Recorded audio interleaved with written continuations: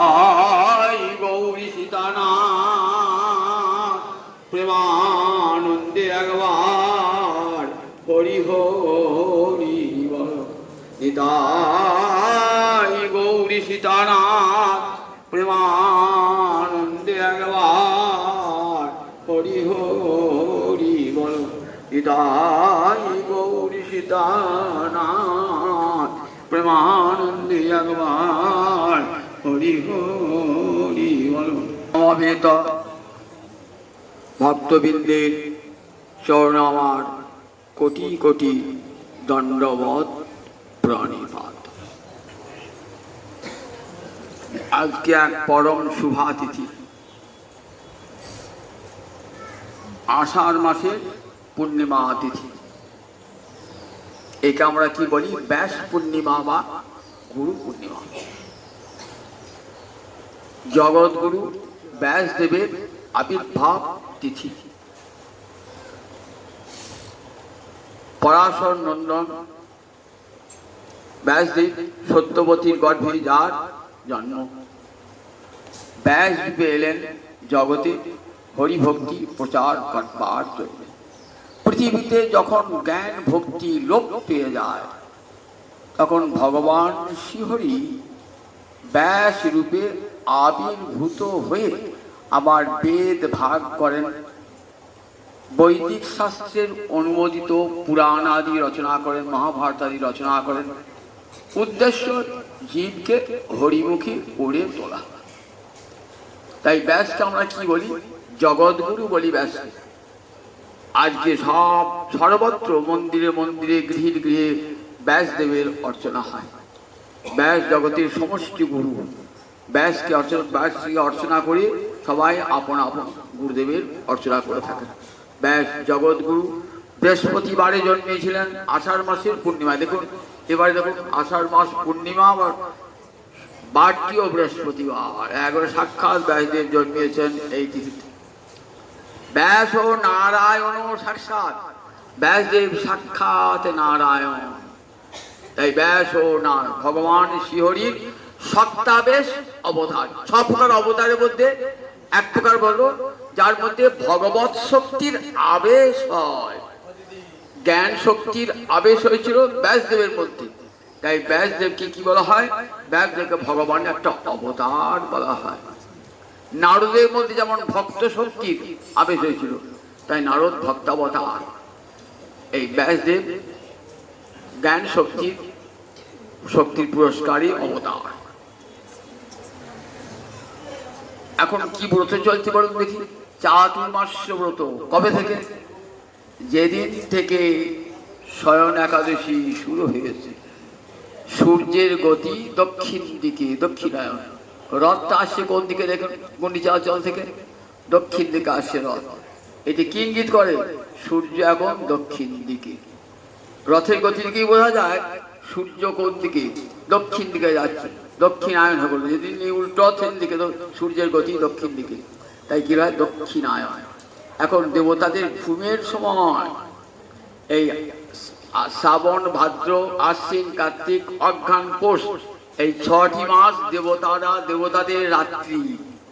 আমাদের যেমন 12 ঘন্টায় দিন, 12 ঘন্টায় রাত্রি, তো দেবতাদের 6 মাসে একটা দিন, 6 মাসে একটা রাত্রি।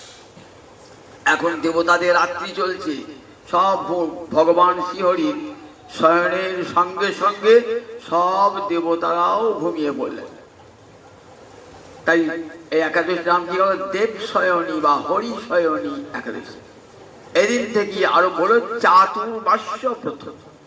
4টে মাস ধরে ভগবান শ্রীহরির প্রীতি ভরে সাধনা হবে। এখন আর চাতুর্মাস্য ব্রত অনেকেই করেন না, আবার করেন অনেকে। চাতুর্মাস্য ব্রতের অন্তর্গত হলো কার্তিক ব্রত বা দামোদর ব্রত। এই দামোদর ব্রতটাই অধিকাংশ মানুষ করে। যার 4টি মাস ধরে কিন্তু চাতুর্মাস্য ব্রত 4 মাস ধরে হয়। শ্রীমদ্ ভাগবতের প্রথম স্কন্ধেই নারদ শুনিয়েছেন ব্যাসদেবকে চাতুর্মাস্য ব্রতের কথা। এই চাতুর্মাস্য ব্রতে কিছু করতে পারো আর না পারো, 108 বার করে কাম গায়ত্রী জপ প্রত্যেক দিন করবে। 108 বার কাম গায়ত্রী জপ। আর নিয়ম করে হরি কথা শ্রবণ। 108 বার করে কাম গায়ত্রী জপ এবং ভগবান শ্রীহরির কথা শ্রবণ। অন্য কিছু পারো না পড়ো। কার্তিক ব্রতটা ভালো করে করুন, তাই হবে। এই পূর্ণ দিন, এই পূর্ণ চাতুর্মাস ব্রততে প্রতিদিন অবসর সময়ে বসে বসে হরি কথা শ্রবণ করতে হয়। আজকে আমাদের সেই সুযোগ হয়েছে। চাতুর্মাস ব্রতে হরি কথা শোনবার ব্যাসদেবের আবির্ভাব তিথি, সেই ব্যাসদেব জগৎগুরু। তাই এই দিনটিকে আমরা শুধু ব্যাস পূর্ণিমা বলি না, গুরু পূর্ণিমা বলি। আপন আপন গুরুদেবকে পূজা করি। এই গুরু তত্ত্বটি না জানলে কিন্তু ভগবত তত্ত্ব জানা হয় না। আগে গুরু তত্ত্ব জানতে হয়, পরে ভগবত তত্ত্ব জানতে। ভগবানকে গুরুর কৃপাতেই ভগবত দর্শন হয়, তার পূর্বে ভগবত দর্শন হয় না। অখণ্ড মণ্ডলাকারং ব্যাপ্তং যেন চরাচরং তৎপদং দর্শিতং যেন তস্मै শ্রী গুরবে নমঃ। মণ্ডল মানে গোলাকার, অখণ্ড মানে খণ্ড নাই। এই পৃথিবীটা কেমন করে কি অখণ্ড মণ্ডল। দেখে শালগ্রাম শিলা দেখেছেন তো? শালগ্রাম শিলা গোল, অর্থাৎ গোটা বিশ্ব জুড়ে, পৃথিবী জুড়ে ভগবান শ্রীহরি রয়েছেন, এটি শালগ্রাম শিলা জানিয়ে দেয়। অখণ্ড মণ্ডলাকার, পৃথিবী যেমন গোল তেমনি শালগ্রাম শিলাটি দেখবেন গোল, অখণ্ড গোল। ব্যাপ্তং যেন চরাচর, বলছেন ভগবান শ্রীহরি ওই শালগ্রাম শিলা ভগবান উপরে রয়েছেন না। ব্যাপ্তং যেন চরাচরণ, চর এবং অচর সন্ধি করে কি হয়? চর যুক্ত অচরণ, চরাচরণ। চর মানে চরতি ইতি, যা বিচরণ করে, অর্থাৎ মানুষ পশু প্রাণী, এরা হলো চর, এরা হলো জঙ্গম। আর অচর মানে যা চলতে পারে না, নদ নদী গাছপালা পর্বত, এগুলো কি? এগুলো সব কি বলি আমরা? স্থাবর বলি। স্থাবর জঙ্গমে সর্বত্র পরিব্যাপ্ত ভগবান শ্রীহরি। অখণ্ড মণ্ডলাকার ভগবান সর্বত্র ব্যাপ্ত হয়ে রয়েছেন জগতে। স্থাবরে জঙ্গমে সর্বত্র তিনি ব্যাপ্ত হয়ে রয়েছেন। সেটা চেনাবে কে? তৎপদং, সেই পরম স্থানটিকে কে দেখিয়েছেন? তৎপদং দর্শিতং যেন। গুরুদেব কানে মন্ত্র দিয়ে বললে, দেখ জগতের সর্বত্র ভগবান শ্রীহরি বিরাজমান। চরে অচরে সর্বত্র তিনি আছেন। জগতের এমন কোন স্থান নাই যেখানে ভগবান শ্রীহরি নাই। বেদ মন্ত্রে ঋষিরা বলেছেন, ঈশাবাস্যমিদং সর্বাঙ্গে যৎকিঞ্চ জগৎ ত্যাগে জগৎ তের তক্তেন ভুঞ্জিতা মা গৃধ কস্য সিদ্ধনম। ঈশা আবাস্য, অর্থাৎ ঈশ্বরের দ্বারা জগৎ পরিব্যাপ্ত। জগতের যা কিছু এখানে ওখানে যা কিছু দেখছেন সর্বত্রই ভগবান শ্রীহরির দ্বারা পরিব্যাপ্ত। সেটা চেনালেন কে? তৎপদং দর্শিতং যেন। ভগবান শ্রীহরি কানে ভগবান গুরুরূপে এসে কানে মন্ত্র দিয়ে দীক্ষা দান করে বলেন, দেখো জগৎবাসী, দেখো ভগবান শ্রীহরি জগতের সর্বত্র আছেন। অনলে অনিলে ভূধরে সর্বত্র তিনি বিরাজমান। সুতরাং তার ভজনা করো। এটা গুরু শক্তি ছাড়া চেনাবেন কি? কৃষ্ণ বলছেন উদ্ধবকে, দেখো উদ্ধব, ভাগবতের 11 স্কন্ধ। কৃষ্ণ বলছেন উদ্ধব, জানো উদ্ধব, আমাকে উপাসনা করতে হলে প্রথমেই চাই নরদেহ। এই নরদেহ ছাড়া আমার ভজন হয় না। নরদেহের নিচে একটা দেহ আছে, তাকে আমরা কি বলি? তির্যক দেহ। তির্যক দেহ কারা? প্রাণীরা। মনুষ্যতর প্রাণীকে বলা হয় তির্যক প্রাণী। আর মানুষের উপর একটা দেহ আছে, তাকে বলে দেবদেহ। দেবদেহ। তাহলে উপর একটা দেবদেহ আর নিচে একটা তির্যক দেহ। মানুষ আছে মাঝখানে। মানুষ আছে মাঝখানে। এই যে নরদেহটা এই মাঝখানে, এই নরদেহটা বললেন আমার সেবার প্রথম উপচার। এই দেহটি না থাকলে আমার সেবা হবে না। যদি আমি মানুষ না হয়ে পশু হতাম প্রাণী হতাম, কুকুর বিড়াল হতাম, তাহলে আমার তো মনন শক্তি নাই, আমি ভগবান কি জানতাম না। সুতরাং ভগবানের ভজন আমার পক্ষে সম্ভব হতো না। কখনো কোনো প্রাণী দেহ দিয়ে ভগবানের সেবা হয় না। দেবদেহ তো হতে পারে, উপরে দেবতার দেহ রয়েছে, বলে দেবদেহ দিয়েও ভগবানের সেবা হবে না। কেন হবে না? বললেন দেবতারা স্বর্গের এত সুখ পান, অমৃত আস্বাদন করে দীর্ঘ পরমায়ু দীর্ঘ যৌবন লাভ করে ভগবত ভজন বিমুখী হয়ে যান। তারা এত আনন্দ উল্লাসে মেতে থাকেন, আর ভগবানের কথা তাদের মনে থাকে না। তাই দেবতারা কখনো ভগবতমুখী হন না। তাই কোন কোন দেবতা সাধু সঙ্গ লাভ করে কি বলেছেন, আমায় দেবতা করিলে কেন, কেন মানব জনম দিলে না হে, আমায় দেবতা করিলে কেন, সেবা যদি কার পেতাম, যদি মানবে জনম পেতাম প্রভু, তবে সেবায় অধিকার পেতাম। ব্রহ্মাদি দেবগণ দেখবেন ভগবানকে বলেছেন, গোবিন্দ কেন দেবতা করে আমাদের জন্ম দিয়েছ, আমাদের তো কৃষ্ণ সেবার অধিকারই জন্মায় না, কেন মানব জন্ম দিলে না? মানব জন্ম এমন একটি জন্ম, জানবেন ভগবান যখন আমাকে মানব জন্ম দিয়েছেন, সেটি বিষয় ভোগের জন্য নয়, সেটি কৃষ্ণ সেবার জন্য। আমার দেহ, আমার মন, আমার প্রাণ, আমার সব ইন্দ্রিয় এমন করে ভগবান তৈরি করেছেন, এমন সুন্দর করে ভগবান তৈরি করেছেন, সুন্দরতম ভগবানকে সেবা করবার জন্য। নির্ধমাদ্যং সুলভং সুদুর্লভং প্লবং সুকল্পং গুরু কর্ণধারং ময়ানুকূলের নভস্যতে রীতং যো পুমান ভবাব্দিং তরে ন তরেৎস আত্মহা।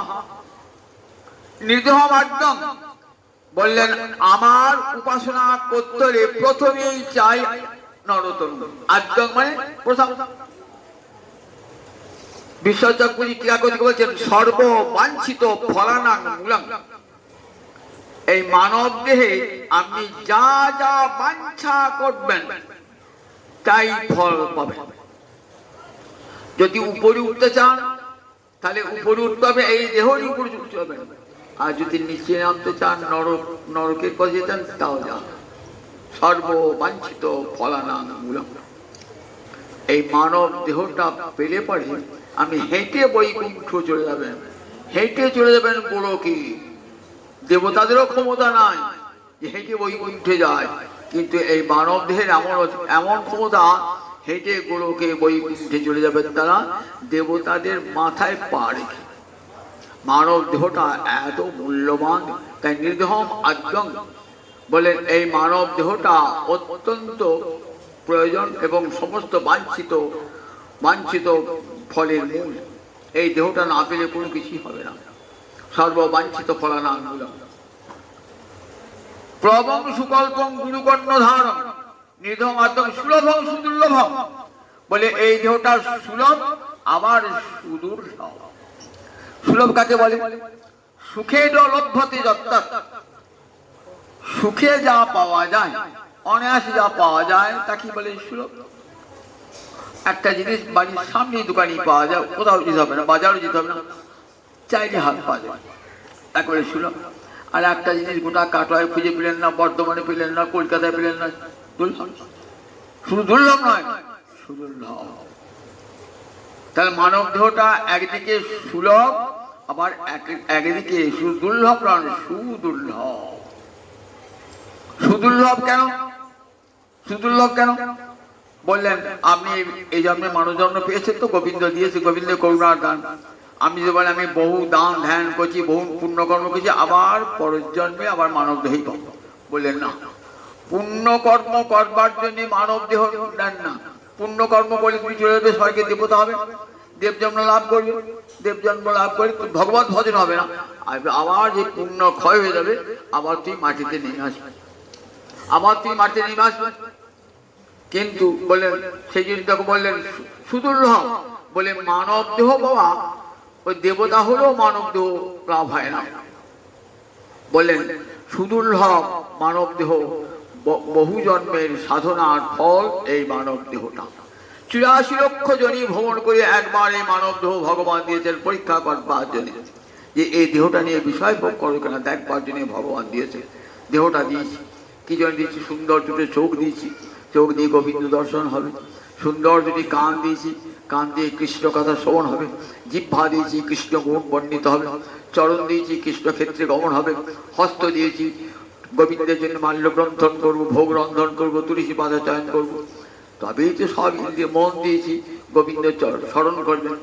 সমস্ত ইন্দ্রিয় ভগবত সেবার অনুকূল। তাহলে দেখুন বললেন তাই সুদুর্লভ।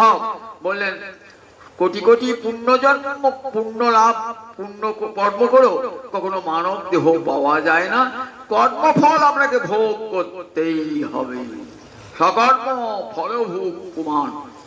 এই জন্মে যদি এমন কোনো কর্ম করেন যেটা ভগবত ভজনের অনুকূল নয়, তাহলে গোবিন্দ বলবেন তোর মানব জন্ম নিয়ে কি হবে? তুই তো আমাকে ভজিস নাই।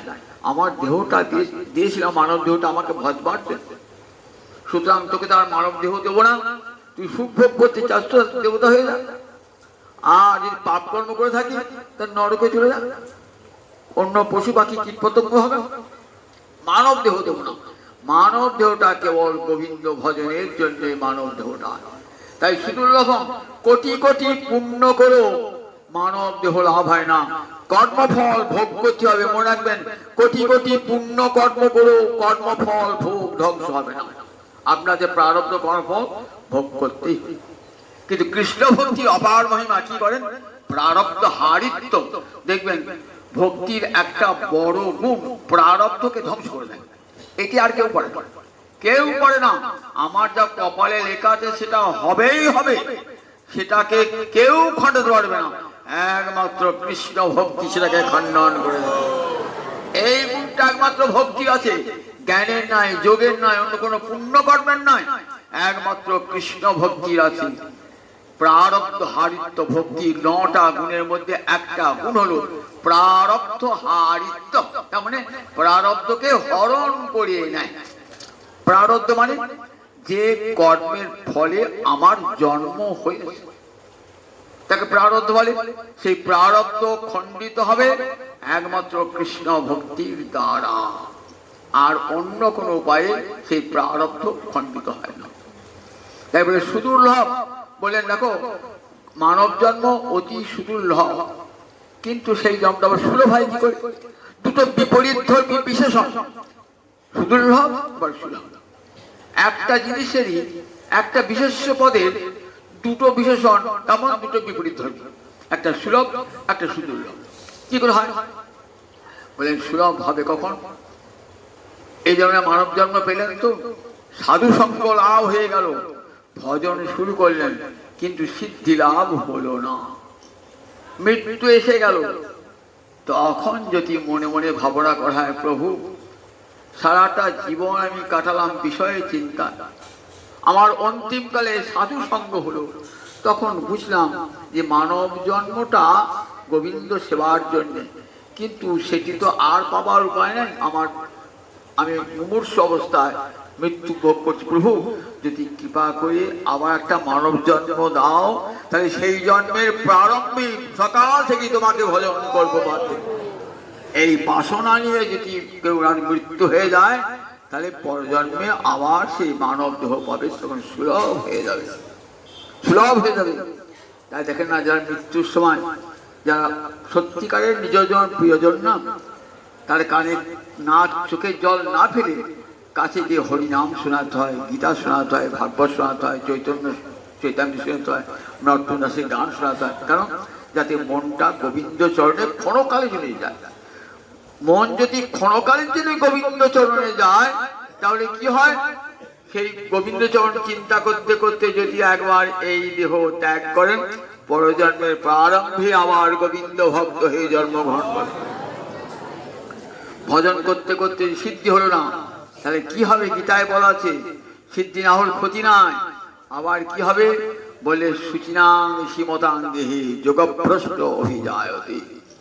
আবার কেমন ঘর জন্মের? পবিত্র গৃহে জন্মাবে, ধনবানের গৃহে জন্ম হবে, সব ভগবত ভজনের অনুকূল পরিবেশ ভগবান দিয়ে দেবেন। যতদূর ভজন করেছেন আমার তারপর থেকে ভজন শুরু হয়ে যাবে। এই সংস্কার ভক্তি হৃদয়ে তৈরি করে দেয়, ভক্তি মহারানী হৃদয়ে এই স্বভাবটা তৈরি করে দেয়। কৃষ্ণ কথা চিন্তা করতে করতে, কৃষ্ণ কথা শুনতে শুনতে শুনতে অন্তর একটি ভক্তির সংস্কার জন্মিয়ে যায়। এবং পরজন্মে ঠিক এমন জায়গায় যে আমার যেখানে ভজন শেষ হলো আবার পর থেকে ভজন শুরু হয়ে যাবে। গীতার 6ষ্ঠ অধ্যায় পড়বে, দেখবেন বলা আছে আবার তারপর থেকে শুরু হয়ে যাবে। তাই মৃত্যুকালে কি করতে হয়? মৃত্যুকালে নিজ স্বজনের কাছে গিয়ে নিজের স্বজনের কাছে কানে কানে শোনাতে হয়। আর আমি যদি সারা জীবন কৃষ্ণ বলি তাহলে মৃত্যুকালে আমার জিহ্বায় কৃষ্ণ নাম আসবে। সদা তদ্ভাব ভাবিত। আমি সারা জীবন আমি ভাবি সারা জীবন যা করি কিনা কেন মরণকালে হরিনাম করবো, মরণকালে হরিনাম হবে না, জিহ্বায় হরিনাম আসবে না। সারা জীবন হরি বলেন নাই, মরণকালে জিহ্বায় হরিনাম আসবে, মরণকালে জিহ্বায় হরিনাম আসবে। এই কথায় যেটা বলা আছে, কথাগুলি সুন্দর শুনবার। সদা তদ্ভাব ভাবিত, সব সময় যদি তার ভাবনায় চিত্তটা ভাবিত হয় সদা সব সময়, তাহলে মৃত্যুকালেও তার কথা চিন্তা হয়। মরণে যামতি শৈব গতির ভাবে, মৃত্যুকালে আপনার মতিটা যেমন হবে পরজন্মে আপনার গতিটা সেই রকম হবে। যদি তা না হতো তাহলে গীতার বাক্য মিথ্যা হয়ে যায়। গীতার কথা কখনো মিথ্যা হয় না। গীতা পিতৃবাক্য, সত্য বাক্য, ঈশ্বরের বাক্য, তা কখনো লঙ্ঘিত হয় না। তাই বলেন সুলভ হয় যখন ভজন মানব জীবন লাভ করে জীবনের শেষ প্রান্তে উপান্তে এসে সাধু সঙ্গ লাভ হয়ে গেল, তখন মনে হলো যদি আর কিছু বাঁচতাম তাহলে আমার ভজন সিদ্ধি লাভ হতো। হলো না ভজন, কিন্তু মনে মনে ভাবনাটা নিয়ে গেলেন তো পরের জন্মে আবার আপনাকে মানব দেহই দান করবেন, কারণ ভজন করতে চেয়েছেন তো আবার মানব জন্ম দেবেন। তাই সুলভ হয়ে গেল। সুখে লভ্যত নিদমাদ্যং সুলভং সুদুর্লভং প্লবং। প্লব মানে নৌকা, প্লব মানে নৌকা। নৌকাটা চলে কোথার উপরে? নদীর উপরে, সমুদ্রের উপরে নৌকা চলে। তাই এই যে দেহরূপ নৌকা, সেই নৌকাটা চলবে কোন নদীর, কোন সমুদ্রের উপর দিয়ে? বললেন ভবাব্ধি। অব্ধি মানে কি? অব্ধি মানে সমুদ্র। অবধিয়তে অস্মিন ইতি।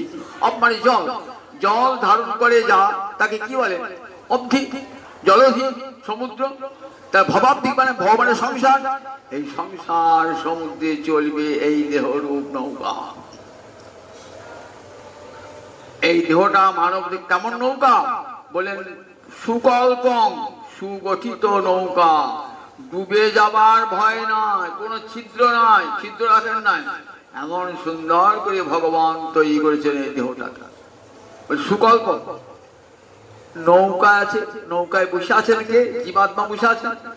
দেহটা হলো নৌকা, আর সেই নৌকায় আরোহী কে? নৌকায় আরোহী হলেন জীবাত্মা। কোথায় যাবে জীবাত্মা? এই ভব সমুদ্রে চলতে চলতে না গোবিন্দ চরণ সমুদ্রটাকে পৌঁছাবেন।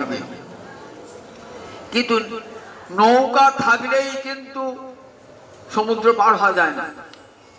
কি চাই? একটা মাঝি চাই, কান্ডারি চাই, যে নৌকাটাকে নিয়ে যাবে, যে নৌকাটাকে গোবিন্দ চরণে নিয়ে যাবে।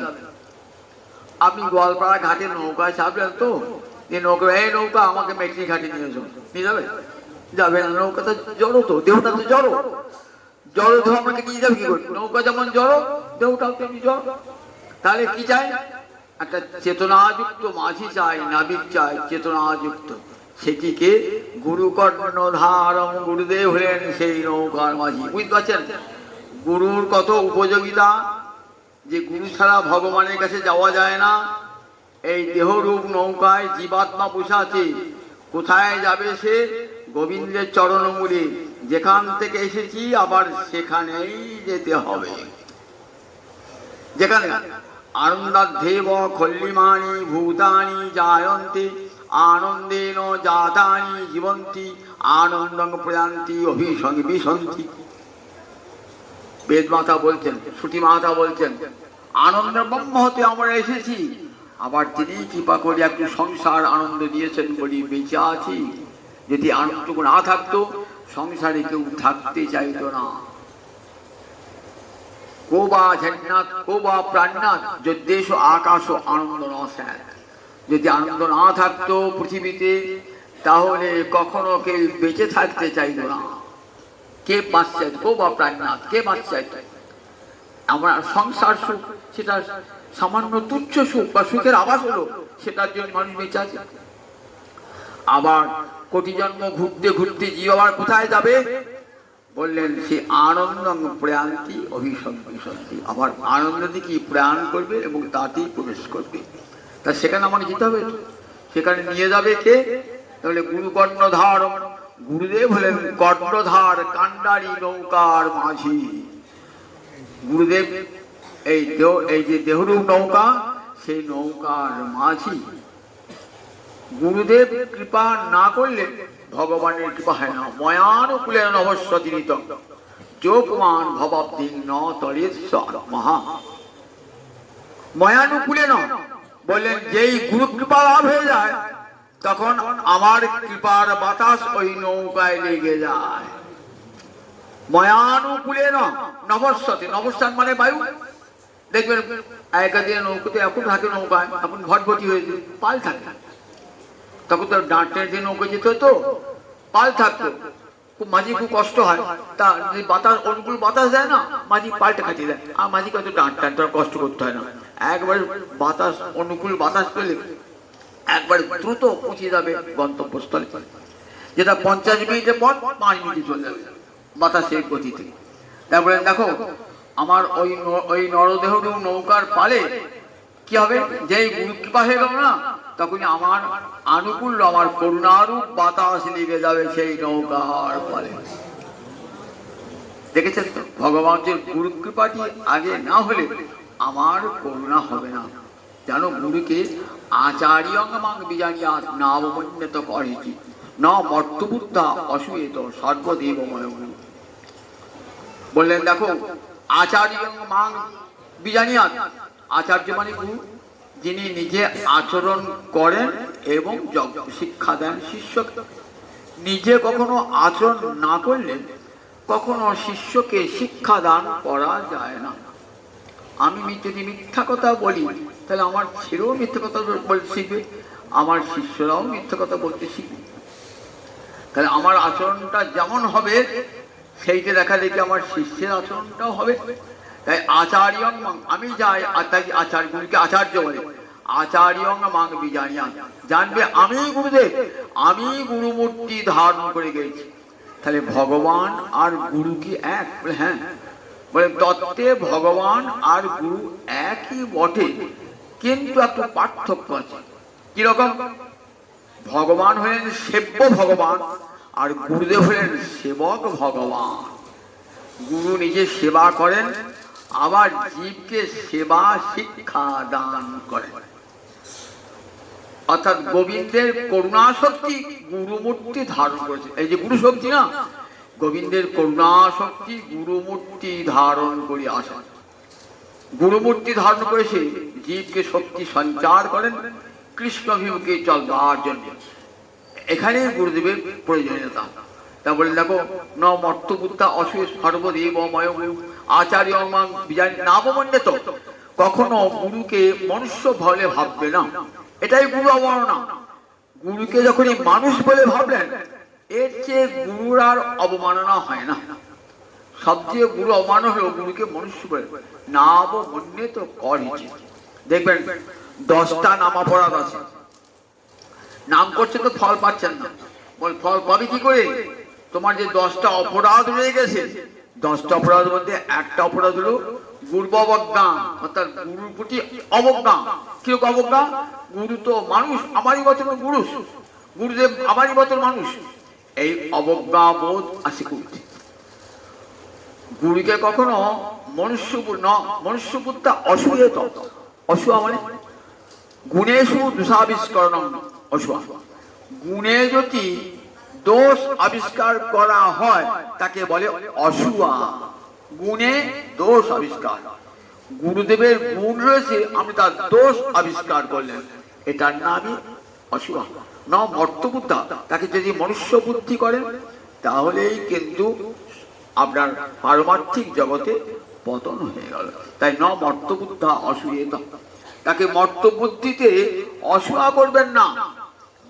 কিন্তু যদি গুরুদেব অসুস্থ হয়, গুরুদেবের রোগ হয়, আমি না গুরুদেব ভগবান, গুরুদেবের রোগ হতে পারে না, গুরুদেবকে সেবা করতে হবে না, বলেন তাহলে কিন্তু আপনার অপরাধ হয়ে যাবে। বললেন লীলার গুরুদেব যখন অসুস্থ হয়েছে জানবেন এটা গুরুদেব একটা অসুস্থ লীলা, তখন তাকে কি মনুষ্য বুদ্ধিতে সেবা করতে হবে। তার মনুষ্য বুদ্ধিতে ঈশ্বরপুরী অসুস্থ হয়ে পড়েছেন, রামচন্দ্র ঈশ্বরপুরী মাধবেন্দ্রপুরী অসুস্থ হয়ে পড়েছেন, বয়স হয়েছে অসুস্থ হয়ে পড়েছেন, ঈশ্বরপুরী সেবা করছেন। কেমন সেবা কি করছেন? গুরুদেবের দুরকম সেবা হয়, একটা প্রসঙ্গ, একটা পরিচর্যা। গুরুর কাছে বসে বসে গুরুকে কৃষ্ণ কথা শোনানো, এটার প্রসঙ্গ, হরিকথার প্রসঙ্গ তোলা, যাতে গুরুদেবের কাছে অন্য কোনো প্রসঙ্গ করবো না, সংসারে সুখ দুঃখের কথা গুরুদেবের কাছে বলবো না।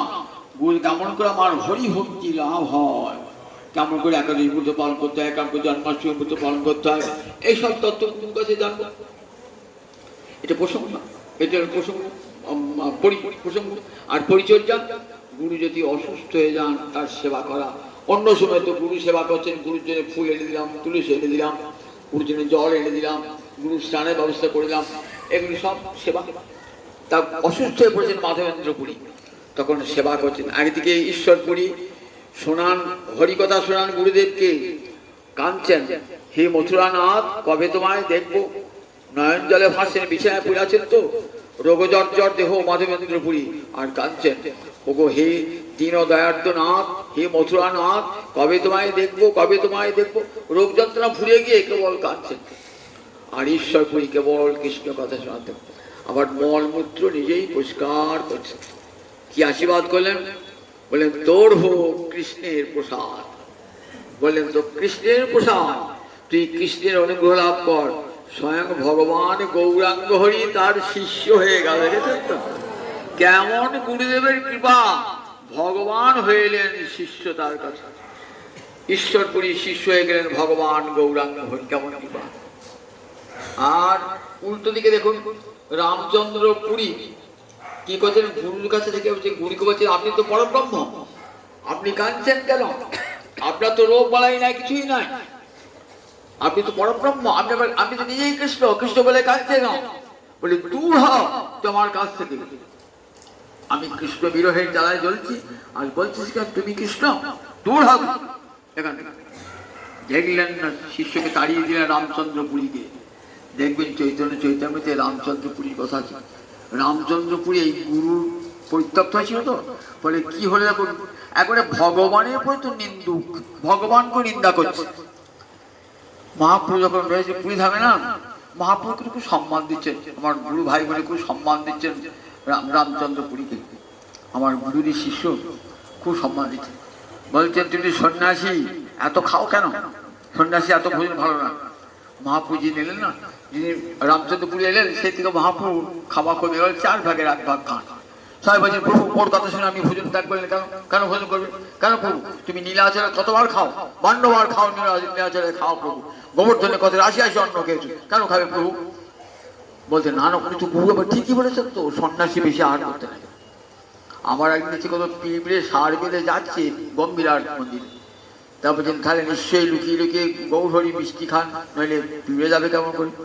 দেখুন ভগবানের দোষ, ছিদ্রান্বেষী কেমন হয়ে গিয়েছিল, বুঝুন তার গতি কি হতে পারে।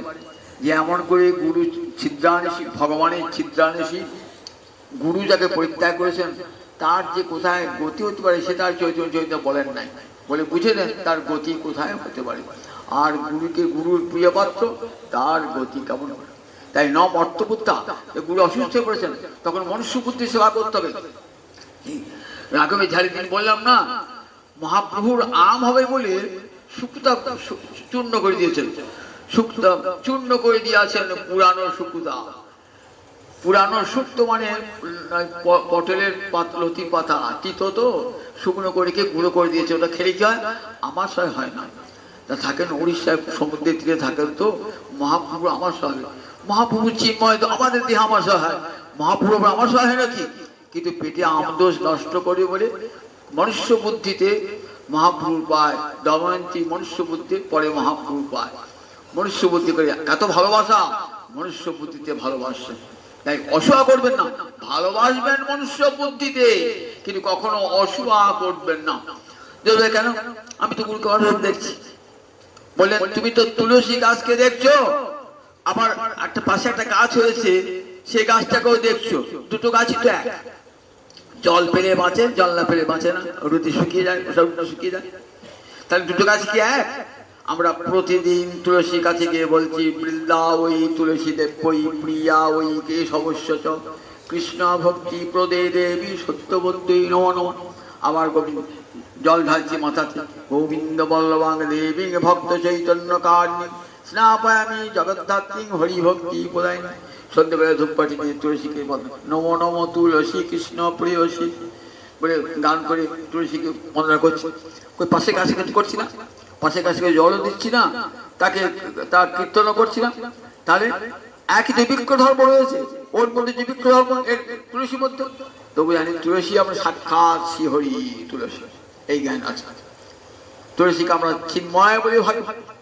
গঙ্গার জল জল, আবার অন্য একটা নদীর জল, পুকুরের জল জল, কিন্তু দুটো জলে আমাদের কেমন ভেদ। আমরা আমার বাড়ির সাইড পুকুর আছে, চলো গোয়া চিৎ যোগ লেগেছে পুকুরে চান করেছি, কেউ যায়? কেউ যায় কি পুকুরে চান করতে? কোন নদী চান করতে যায়? কোন নদীতে চান করতে যায়? পাশে তজয় নদী রয়েছে, চান করতে যায়? সবাই যায় গঙ্গায় চান করবো, নয় নর্মদায় চান করবো, নয় সিন্ধুতে চান করবো, নয় কাবেরীতে চান করবো, পুণ্য তীর্থে করবো। তাহলে গঙ্গার জল আর অন্য পুষ্করী বা নদীর জল কখনো এক নয়। গঙ্গার জল জলব্রহ্ম, জলের ধর্ম কিছু রয়েছে। অজয়ের জলে বুদবুদ হচ্ছে, আবার গঙ্গার জলে বুদবুদ হচ্ছে। আমি দুটি এক জল, দুটি জল একবার না, দুটো জল এক নয়। এটি হরিচরণ ধৌত জল, গোবিন্দের চরণ ধোয়া জল। সুতরাং এটি পুকুরের জল না, অন্য নদীর জল নয়। সুতরাং এই জলের আলাদা মহিমা। ঠিক তেমনি বলে গুরুকে মনুষ্য বুদ্ধি কখনো ন মর্তবুদ্ধা অসুয়েত সর্বদেবময়। গুরু গুরুদেব সর্বদেবময়। গুরু সেবাতে সব দেব দেবী তুষ্ট হয়ে যান। গুরু সেবার এমন মহিমা। গুরু এক পরম শক্তি, গুরু পরম ভগবানের অনুগ্রহ শক্তি, করুণা শক্তি। গুরু মূর্তি ধারণ করেছেন, সেবক ভগবান জগৎকে শিক্ষা দান করেন। তাই সব সময় এই যে সমষ্টি গুরু, তার স্থান কোথায়? গোবিন্দের বাম দিকে তার স্থান। গোবিন্দকে চেনান কে? গুরুদেব চেনান গোবিন্দকে। তৎপদং দর্শিতং যেন তস্मै শ্রী গুরবে নমঃ। সেই গোবিন্দ চরণ চিনিয়েছেন আমার গুরুদেব, আমার কানে মহামন্ত্র দিয়ে। তাই তার করুণা ছাড়া তখন আমি ভগবানের করুণা পাবো না। যস্য প্রসাদাৎ ভগবৎ প্রসাদ। প্রসাদ মানে অনুগ্রহ, কৃপা। যস্য প্রসাদাৎ, যার প্রসাদের ফলে ভগবানের প্রসাদ। প্রসাদ মানে অনুগ্রহ, যার করুণার ফলে ভগবানের অনুগ্রহ পাওয়া যায়। যার অপ্রসাদে ভগবানের অপ্রসাদ। যদি বলেন গুরুকে যদি ভালো না বাসা হয়, গুরুকে যদি প্রসন্ন করা না হয়, ভগবান প্রসন্ন হবেন না। হরৌষ্টে গুরুস্ত্রাতা গুরৌষ্টে ন কশ্চন তস্মাৎ সর্বপ্রযত্নেন গুরুম এব প্রসাদয়ে।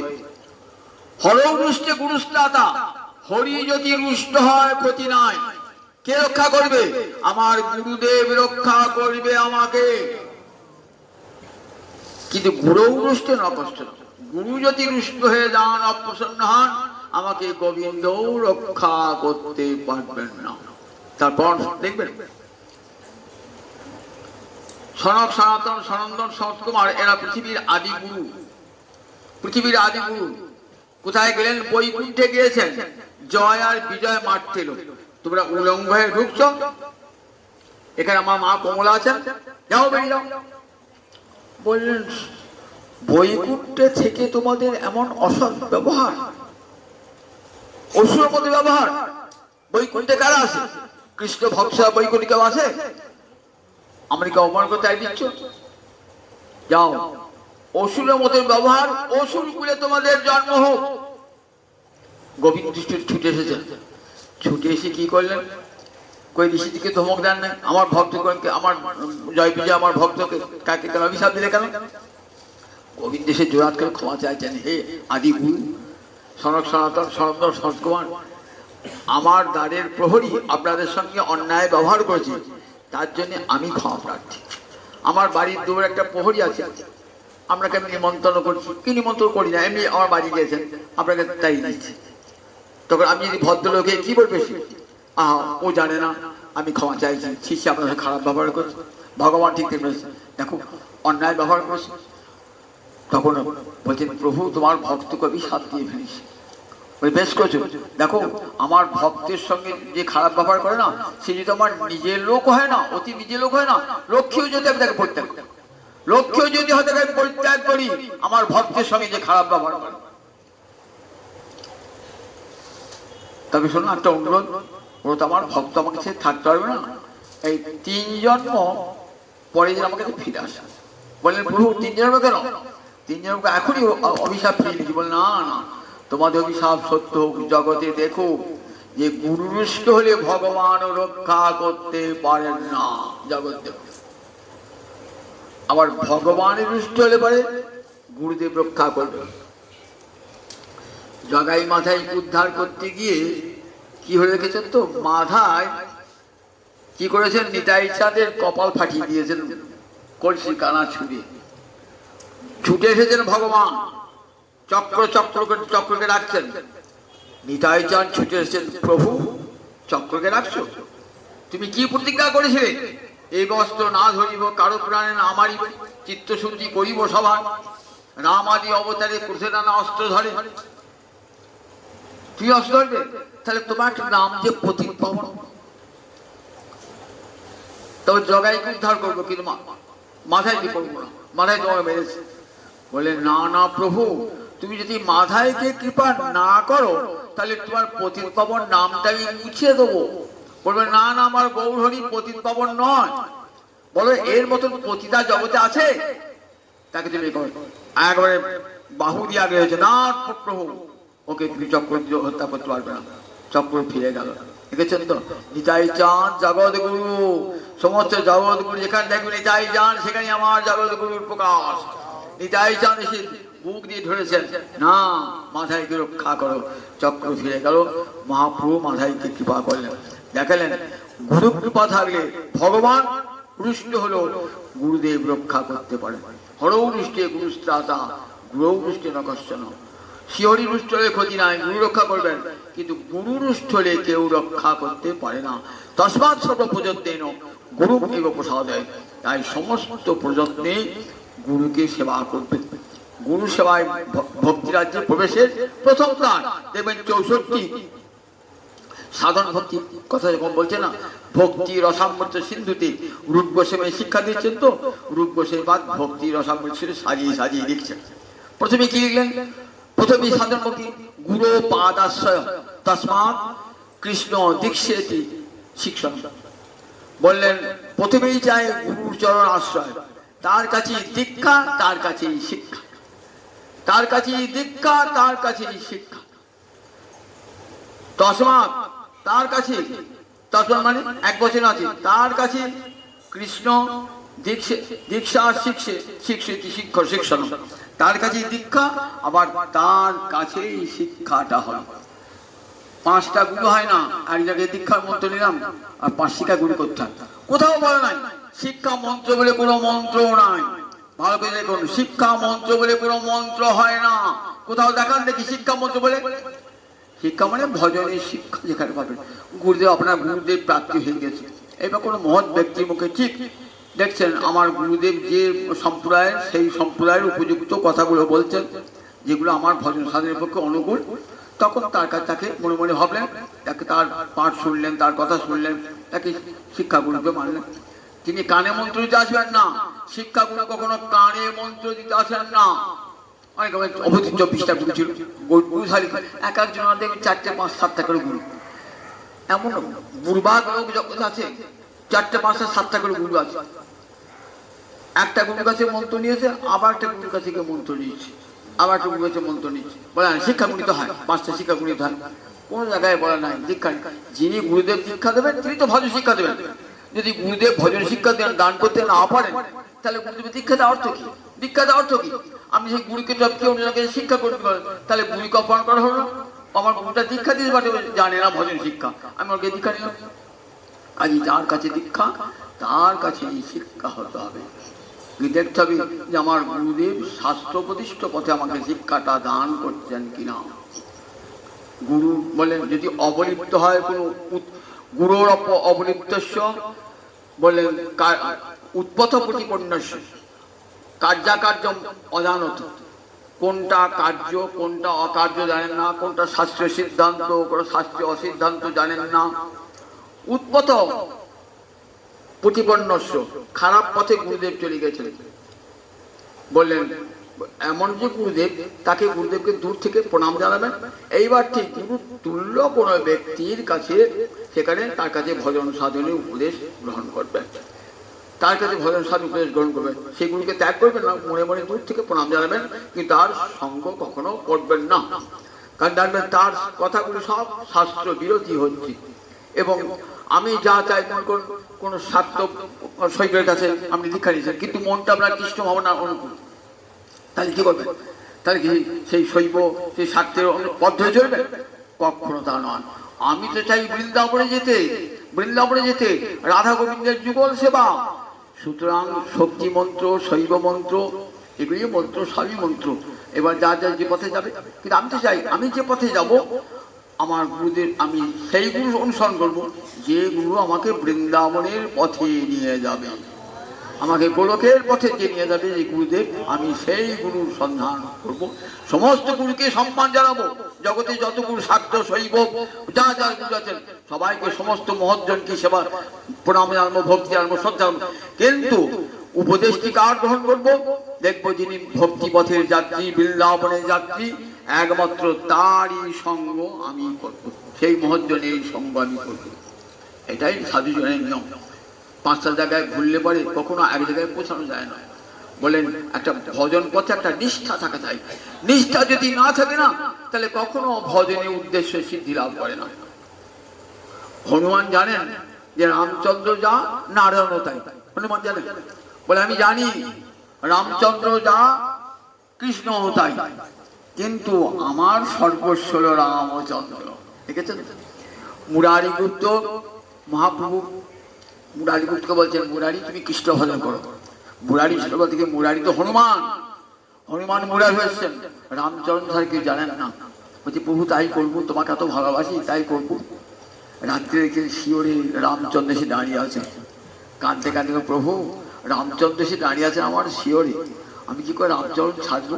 মহাপ্রভু জড়িয়ে ধরেছেন, মুরারি সত্যই তুই, মুরারি মানে কৃষ্ণ, মুরের অরি, মুর একটা অসুখ, তাকে দমন করেছে মানে কৃষ্ণ একটা মুরারি।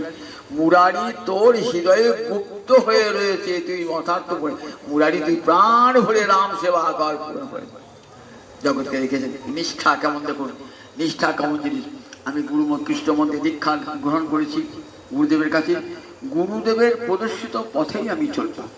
গুরু আমাকে, আমি তো গোলক বৃন্দাবনের পথে যেতে চাই, আমার গুরুদেবের সেই গোলক বৃন্দাবনের পথে যাচ্ছি, আমি তারই পথ অনুসরণ করব। জগতের সমস্ত মহাজনকে সম্মান জানাবো, সমস্ত গুরুবর্গকে সাধুকে প্রণাম জানাবো, কিন্তু অনুসরণ করব আমার গুরুদেবের পথ।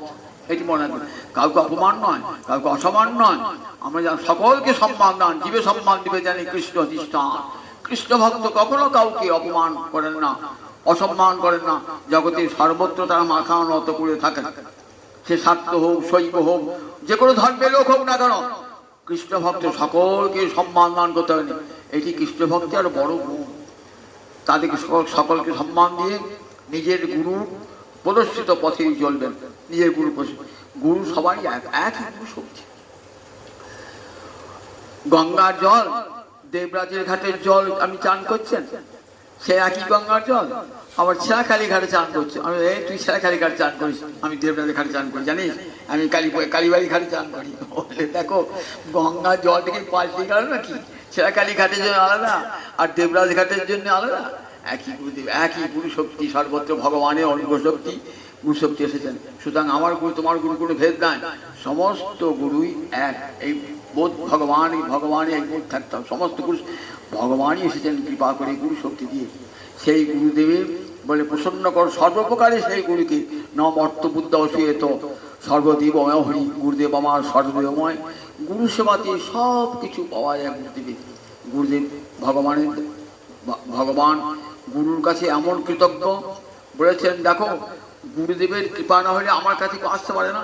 যে জীব কৃষ্ণ বিমুখী তাকে গুরুদেব নিয়ে আসেন আমার কাছে, তাই আমি গুরুর কাছে চিরকৃতজ্ঞ।